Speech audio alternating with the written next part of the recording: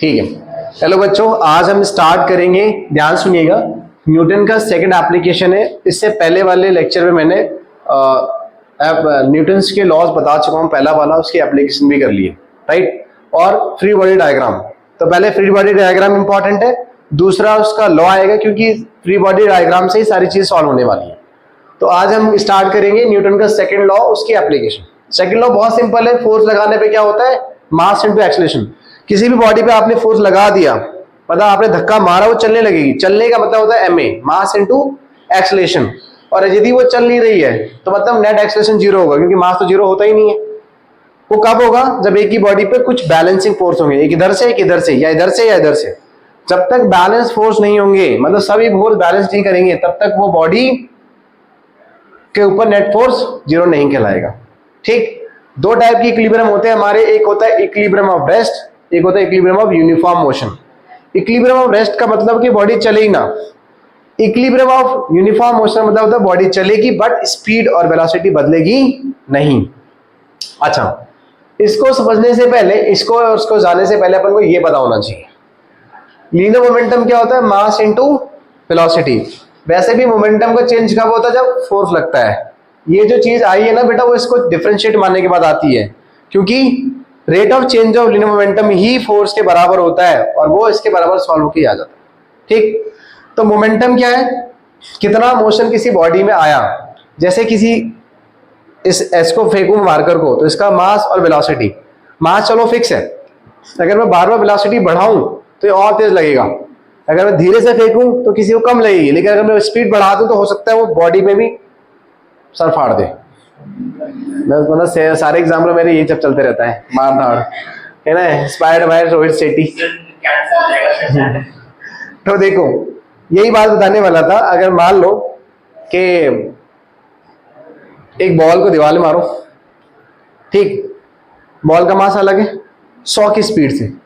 अब 100 की स्पीड से हाथी को मारो, हाथी को मारा नहीं, हाथी भागेगा, तो ऑब्वियस ही बात है दीवार पे इम्पैक्ट बिल्कुल अलग आएगा, है ना।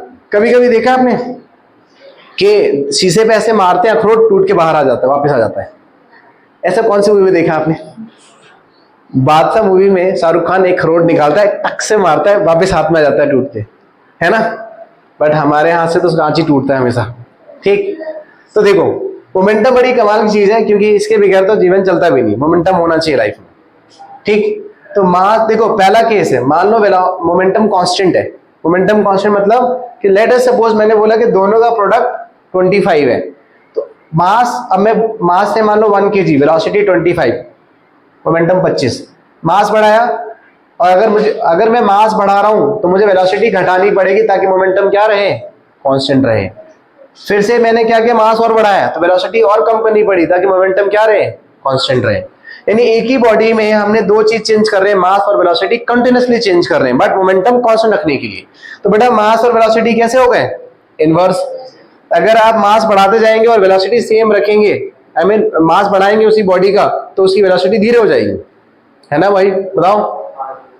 इसलिए पतला आदमी तेज भागता है और भारी आदमी धीरे भागता है। तो इन दोनों में इनवर्स रिलेशन बन चुका है हमारा। इनवर्स का मतलब हो गया रेक्टेंगुलर हाइपरबोला, मास बढ़ेगा वेलोसिटी घटेगी, मोमेंटम कांस्टेंट रखने की बात है तब। तो अगर मैं मोमेंटम कांस्टेंट है तो मास पर डिपेंड कर ही नहीं रहा, मोमेंटम कांस्टेंट तो वेलोसिटी पर डिपेंड नहीं कर रहा है, क्योंकि मेंटेन हो रहा है। तो ऐसा बनेगा, ऐसा parallel to the X axis. अब अगर आपका मास फिक्स है, मैंने कहा 1 kg का मास ले लो, वेलोसिटी पहले 5 मीटर थी, अब 10 कर दी, फिर 20 कर दी, मतलब 5, 10, 15, 20, तो मोमेंटम भी उसी हिसाब से बढ़ता जाएगा। तो अगर वेलोसिटी घटाओगे तो मोमेंटम भी घटेगा, तो ग्राफ कैसा बनेगा, सीधा। सेम यहाँ पर वेलोसिटी फिक्स कर दी, अब मैंने ये बॉडी की वेलोसिटी 10 मीटर पर सेकंड ले ली।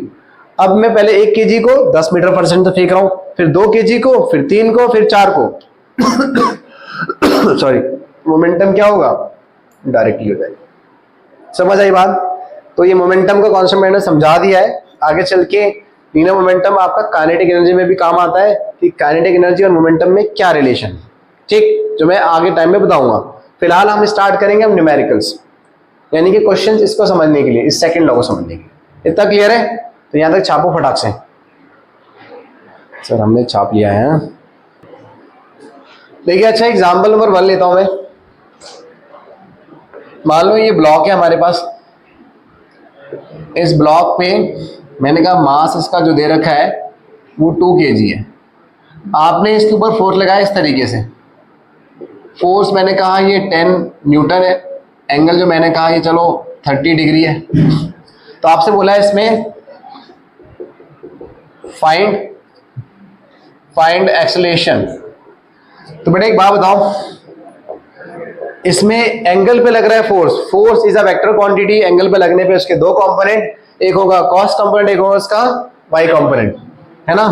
तो बेटा इसको हम ऐसे करेंगे, सर जो भी फोर्स लगता है वो कहाँ लगता है, बॉडी के सेंटर से माना जाता है, right. This is what 30 degree, तो इधर क्या आएगा एफ कॉस, बोलो एफ कॉस 30, इधर क्या आएगा एफ साइन 30। एफ साइन 30 क्या चला रहा है बॉडी को, नहीं, ये बॉडी के मास वेट को बैलेंस कर रहा है। तो only this is responsible for what, motion. तो इसे एम ए के बराबर रख दूं मैं, और एफ कितना है हमारा 10, कॉस 30 कितना होता है बताओ, √3/2, मास कितना है हमारे पास 2।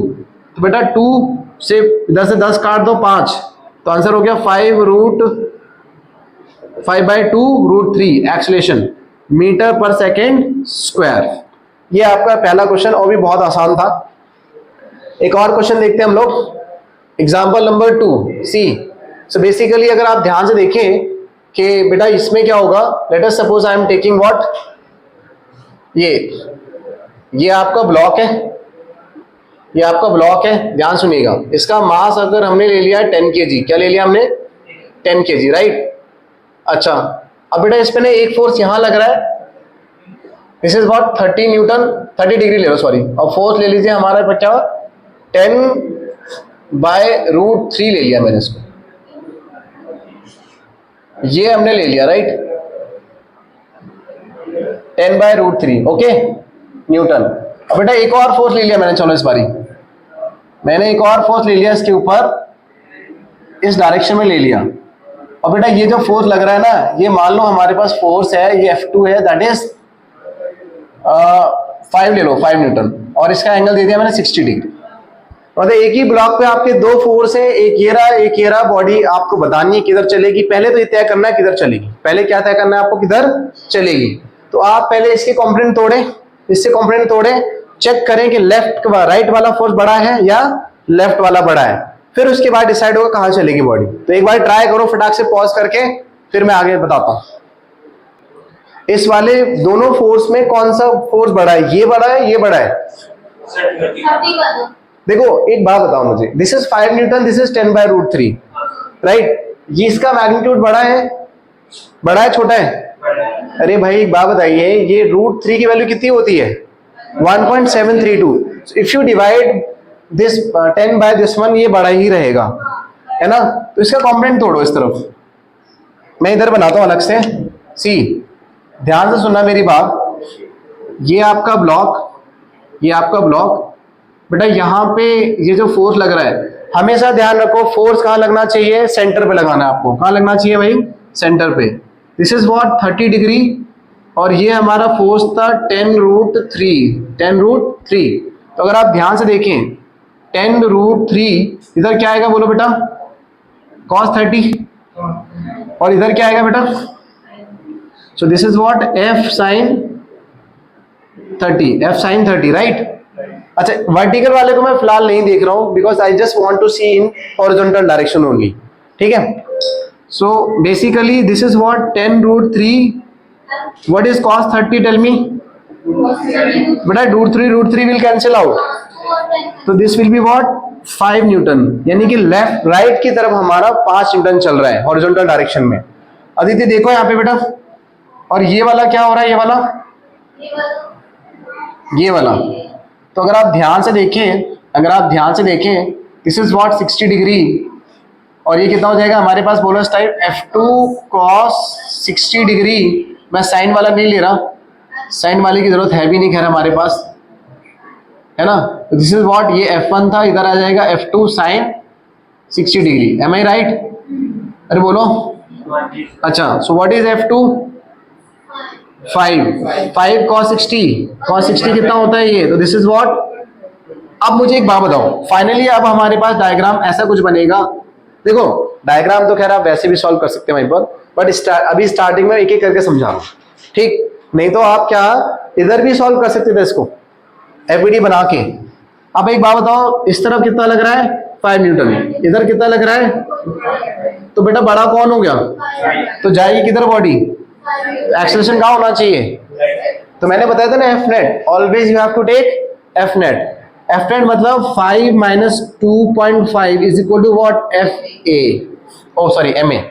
तो बेटा 2.5 what is M, what is M 10, what is A 2.5 upon 10, solve कर लीजिए, पॉइंट हटा लीजिए, ये हो गया इतना बेटा 25/100 यानी 25/100 विच इज व्हाट 1/4, 1/4 बोले तो 0.25, वेरी गुड।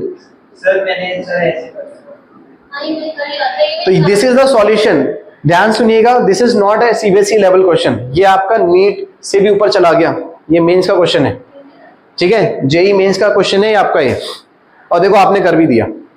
ऐसा कुछ भी नहीं है कि आप नहीं कर सकते, मेडिकल के क्वेश्चंस में टफनेस इसी बार आई है, उससे पहले नहीं आई थी। पिछले 4 साल अगर आप देखो ना, paper was quite obvious and easy, but इस टाइप का क्वेश्चन इस बार बन सकता है।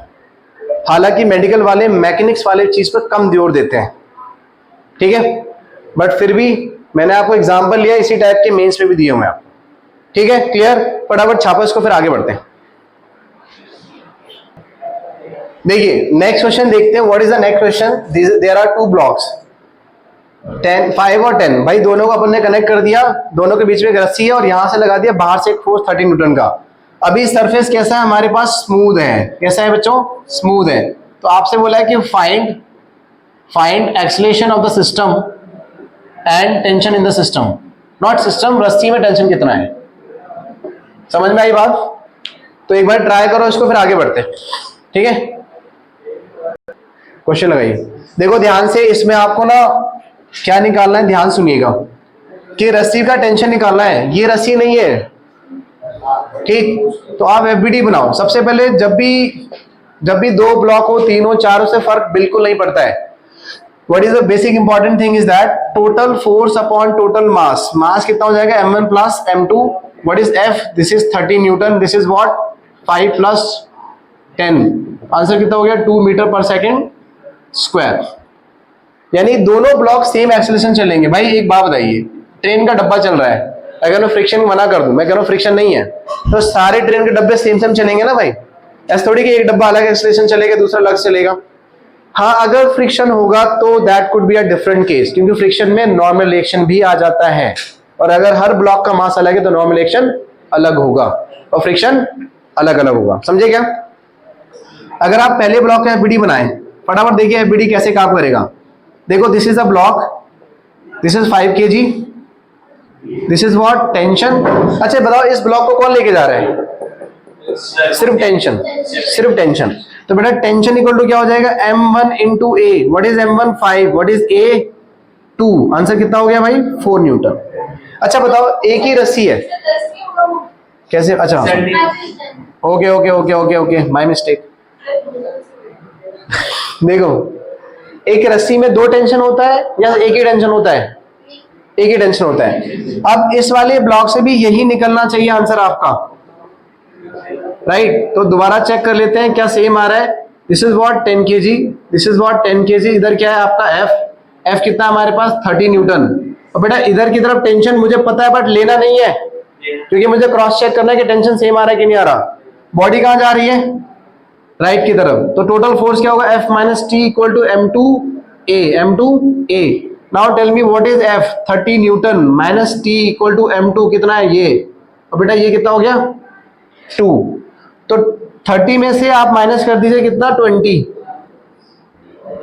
तो टेंशन कितना है हमारे पास 10 न्यूटन। Is that clear. तो बहुत आसान क्वेश्चन था आपका, ये आपका हो गया टेंशन के लिए, सिंगल ब्लॉक 2 ब्लॉक के बीच के लिए रस्सी के लिए, राइट। क्लियर है मेरी बात। एक क्वेश्चन और देता हूं, फटाफट करके दिखाइएगा। देखो इस क्वेश्चन में 2 रस्सियां हैं, 3 ब्लॉक है हमारे, स्मूथ सरफेस है, अप्लाइड फोर्स यहां पर है, 2 रस्सी में 2 टेंशन होंगे अलग अलग, वो भी वो टच चला गया, सुन रहे हैं, चल रहे देखो। तो पहले सबसे पहले निकालो ए, नेट एक्सेलरेशन। वो क्या होगा, नेट फोर्स अपॉन टोटल मास।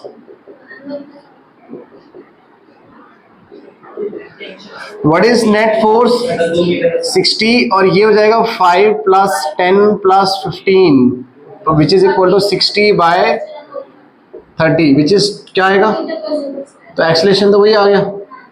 फिर एफबीडी बना लो पहले ब्लॉक का। पहले ब्लॉक का एफबीडी में 5 kg लग रहा है इधर, तो बेटा इधर की तरफ टेंशन T1 मान लो, इसको T1 मान लो। इधर भी क्या होगा बोलो T1, इधर क्या है T2, तो इधर भी क्या होगा, जिस पॉइंट पे रस्सी कनेक्टेड होती है उधर की तरफ लगता है, राइट, है ना। तो बेटा T1 ही इसको कौन लेके जा रहा है, सिर्फ T1, कौन लेके जा रहा है, T1, और कोई फोर्स है ही नहीं इस डायरेक्शन में। इसमें तो है, इधर mg है, उधर नॉर्मल एक्शन है, बट उसको देखना नहीं है अपन को। तो T1 इक्वल टू क्या आ जाएगा, m1a, क्योंकि सबके लिए एक्सेलरेशन कितना है, सेम है। तो बेटा मास कितना है इसका 5, ये कितना है 2, तो T1 कितना हो गया 10 न्यूटन। इसी तरह आप एफबीडी बनाओ दूसरे वाले ब्लॉक का, 10 kg का। इधर की तरफ क्या लग रहा है T2, इधर क्या लग रहा है T1, जा कहाँ रहा है ब्लॉक, इस तरफ।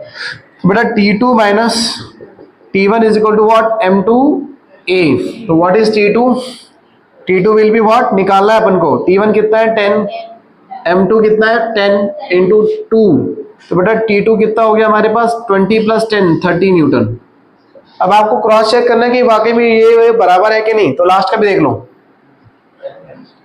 इधर लग रहा है 15 kg, इधर लग रहा है F विच इज 30 नहीं 60 न्यूटन, इधर क्या लग रहा है T, इसको T को T रहने देना। मतलब कहने का कि हमें क्रॉस चेक करना है कि वाकई में ये टेंशन सेम आ रहा है कि नहीं आ रहा। तो इसको निकालो मत, मतलब रखो मत, सीधा लिखो F - T2 is equal to m3a। So what is F, 60 newton minus T2 is equal to what, 15 into 2। तो देखो 60 इधर वाले को इधर ले आओ, 30 हो गया ये, तो T2 कितना आ गया हमारे पास। तो देखो आंसर बिल्कुल सेम आ रहा है हमारा, क्लियर है, आंसर हमारा सेम आ रहा है। तो इस तरीके से सॉल्व होता है क्वेश्चन, इज दैट क्लियर। तो मैंने कुछ क्वेश्चन ले लिए, नेक्स्ट क्लास में मैं आपको ब्लॉक एंड ब्लॉक चिपकाने वाले समझाऊंगा, ठीक है, जिसमें कि ब्लॉक बगल, ये तो अलग अलग रस्सी से थे, ये ब्लॉक चिपक जाएंगे, ठीक है। तो वैसे आप ट्राई करके आ जाना, ये वाला क्वेश्चन में दे देता हूँ, एक ब्लॉक, एक और ब्लॉक, इसका मास है 2 kg, इसका मास है 4 kg, और इधर से हम लगा रहे हैं फोर्स दैट इज 2 + 4 12 न्यूटन। ये तो आपसे बोला है फाइंड कॉन्टैक्ट फोर्स बिटवीन, ये ऐसे लिख लो, रिएक्शन फोर्स, नहीं कॉन्टैक्ट ही रहने दो, कॉन्टैक्ट फोर्स बिटवीन ब्लॉक्स, ये यानी ये वाला है, इधर वाला निकालना है बीच वाला। तो ये करके लाना तुम, ठीक है। तो आई होप जितना मैंने कराया समझ में आ गया होगा आप लोगों को। एक बार ट्राई करिएगा, ये मैं आपको जनरली मेंस जैसे ही क्वेश्चन करा रहा हूँ, मेंस से मिलते जुलते, मेंस में भी ऐसे मिल जाते हैं क्वेश्चन।